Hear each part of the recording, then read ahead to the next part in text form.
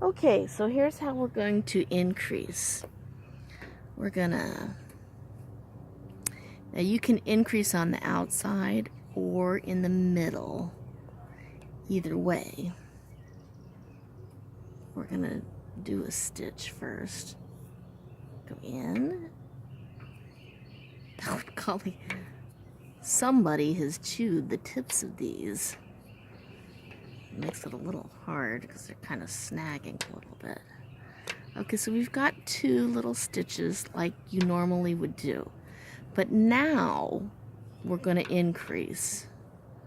And to do that, we're going to pick up a stitch right here. You see this?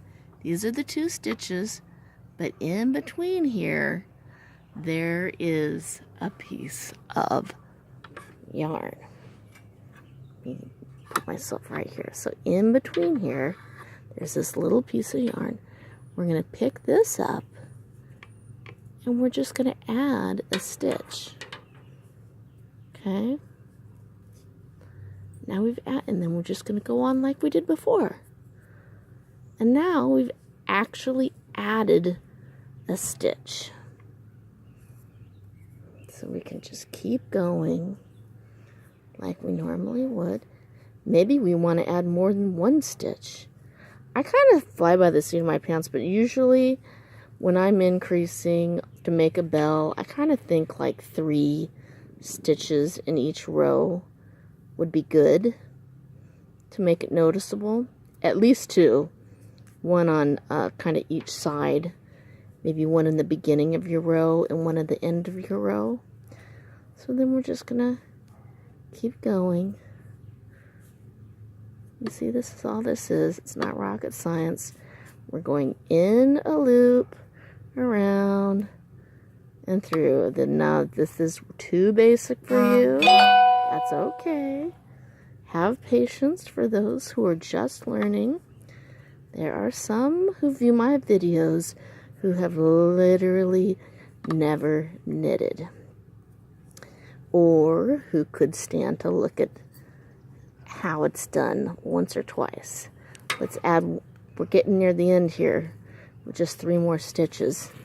So we're going to add 1 more stitch in between. We're going to pick up right in there, stick it in behind, loop around, and while I'm holding it with 1 hand, I'm going to push it through.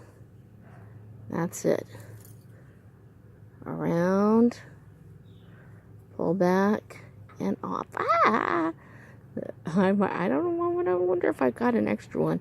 Doesn't really matter if I did or not, because I've been adding so many. So don't fret if that happens to you. Okay, you might have a little thing, but you could always rip it out if you had to. Okay, so then now we've got a little bit of increase. So we're just going to keep doing that a couple times. Do you see how much wider it is now? You could probably just barely tell. It's a little bit wider now. We'll go a little bit wider once or twice more, and then we'll start reducing. So let me show you, how are you going to reduce? Well, turn it back around this way. To reduce is super duper easy. We are just going to stick our needle into 2 at once. Go around. See, now I'm on the 2nd row, so I'm going in the front instead of the back, in case you were wondering. 1, 2. And then we're not always going to do that. Sometimes we're just going to go 1. Get towards the middle. I'm kind of running out of yarn, so I kind of am running out. Don't have a ton of space on my SD card, so I better hurry up here.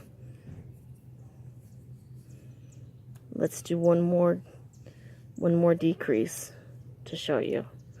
So go through 2,